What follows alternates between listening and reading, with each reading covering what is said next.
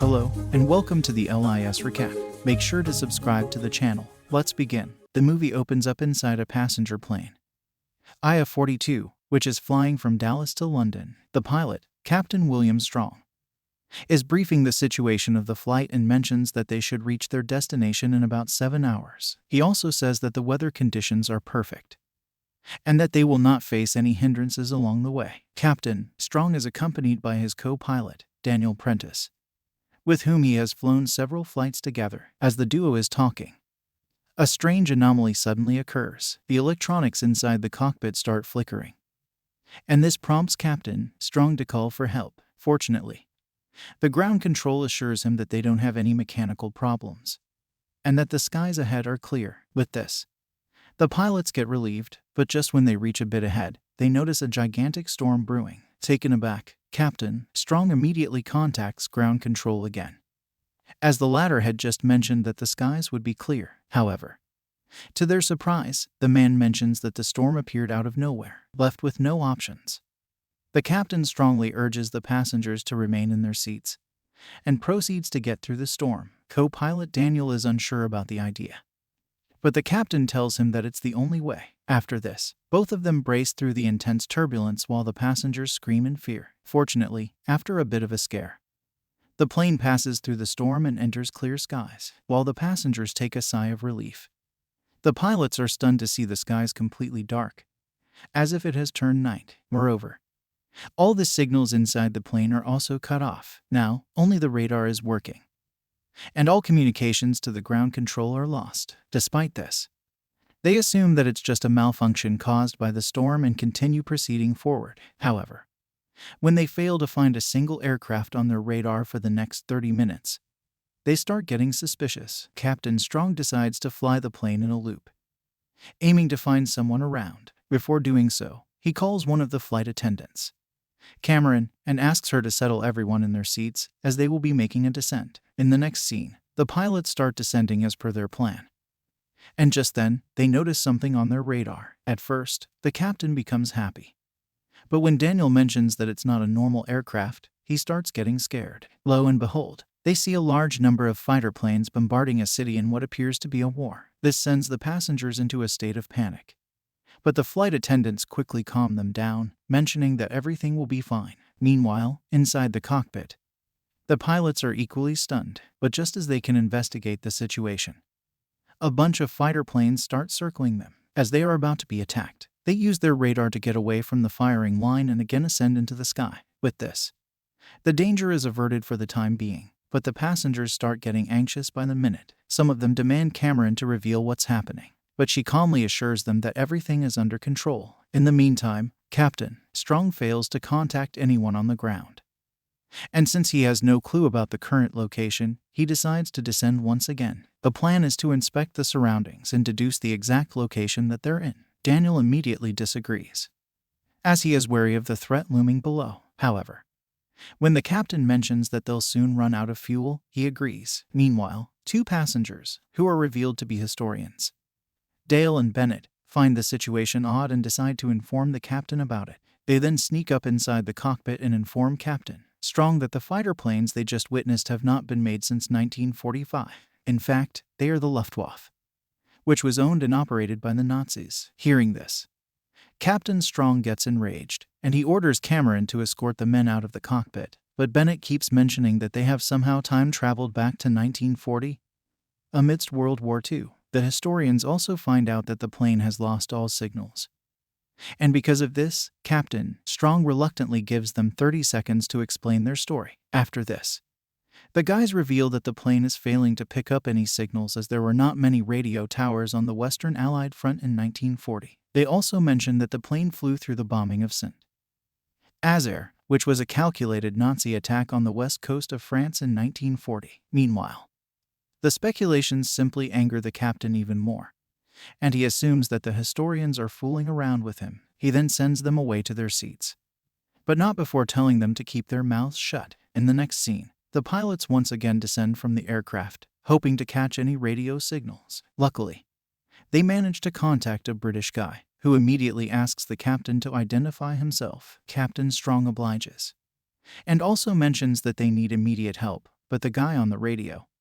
Nigel is skeptical about their motives. He believes that it is impossible to catch a radio signal from an airplane that is flying at a high altitude, and rightly so. During the Second World War, the British did not have such advanced equipment to intercept long-range transmissions. With time running out, Captain Strong requests Nigel for help, but the latter is confused about their identity. As a result, Captain Strong asks Nigel for the date, and he replies that it's June 17, 1940. This shocks the captains, and they finally realize that the historians were not lying. However, they are still unable to convince Nigel that they are a commercial plane. With no options left, Captain Strong calls in the historians and lets them talk to Nigel. Through his assumptions, Bennett deduces a rough location and also mentions that they have passed the spot where the Lancastria was sunk. Hearing this, Nigel gets taken aback, as in his time, the Lancastria is still active. He then decides to head to his superior and confirm if the guys are speaking the truth. Back inside the airplane,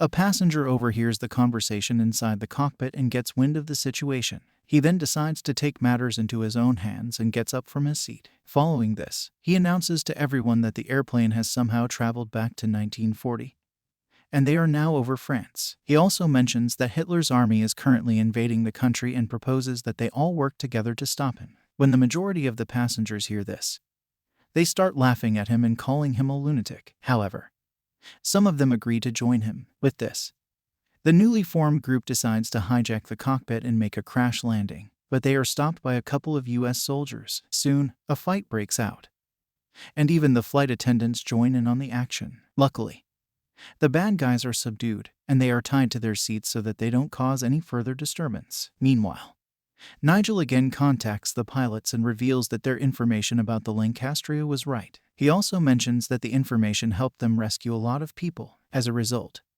Nigel finally trusts Captain Strong and decides to help him land the plane. But for that, he will need to know their exact location. The remains are strong, and the historians give a rough estimate of their location.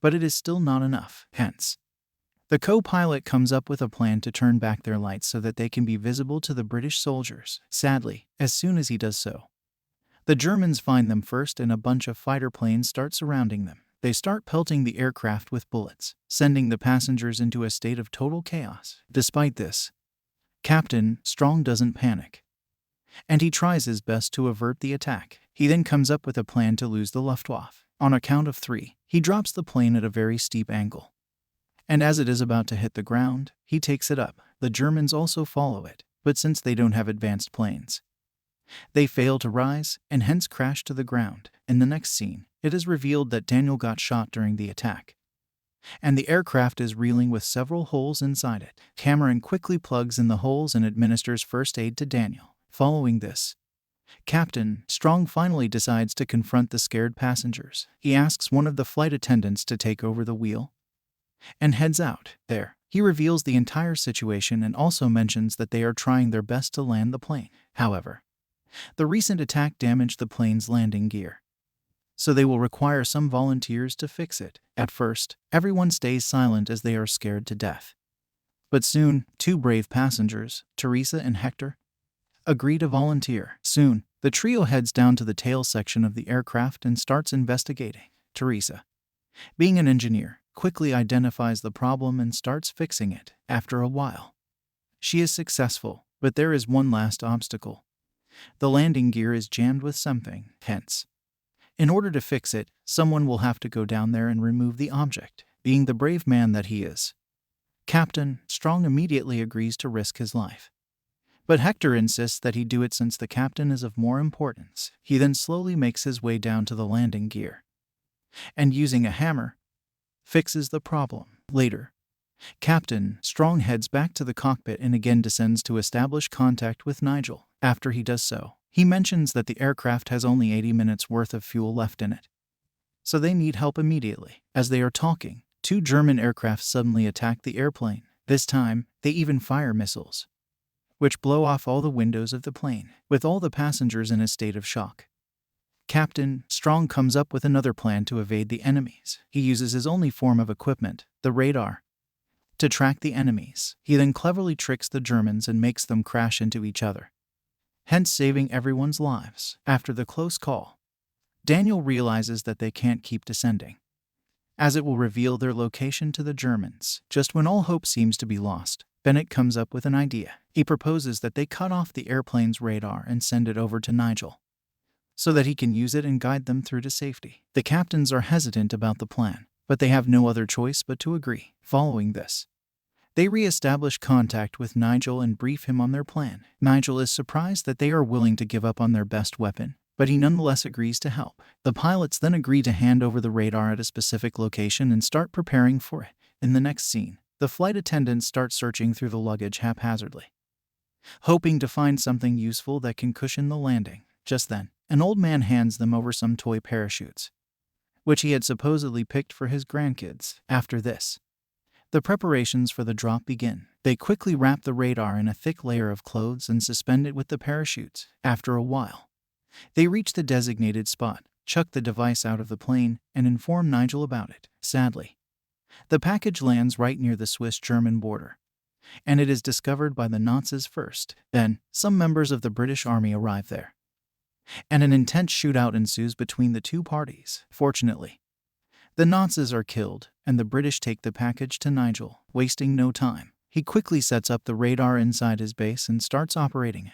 He then guides Captain Strong with the help of the device until they reach a safe place. By this time, the aircraft is running incredibly low on fuel, and the captain requests Nigel to find a landing spot as soon as possible. As he is skimming through the place, he suddenly spots a large blip on the radar that doesn't look like any aircraft. Surprisingly, the blip turns out to be another storm, similar to the one that teleported them into this world. Seeing this, Captain Strong suggests they go through it, as they don't have enough fuel to land elsewhere. He then bids Nigel goodbye and thanks him for his assistance. After this, he announces to the passengers that they will be going through another storm, and if they are lucky, they will meet each other soon. Captain Strong then braces himself and, along with Daniel, plunges the aircraft into the storm. Fortunately, their plan works, and the aircraft is teleported back to the present time in Berlin. The ground control there contacts them and mentions that the whole runway has been cleared for them to land. At last, after 6 hours of chaos and terror, Flight IA-42 finally lands. In the last scene of the movie, all the passengers celebrate the landing and start heading out one by one. After a while, Captain Strong also gets out of the cockpit and finds the same old man sitting alone inside the plane. He appears to be writing a book titled TH Radar System That Saved Europe. The movie ends as the old man is revealed to be none other than Nigel himself.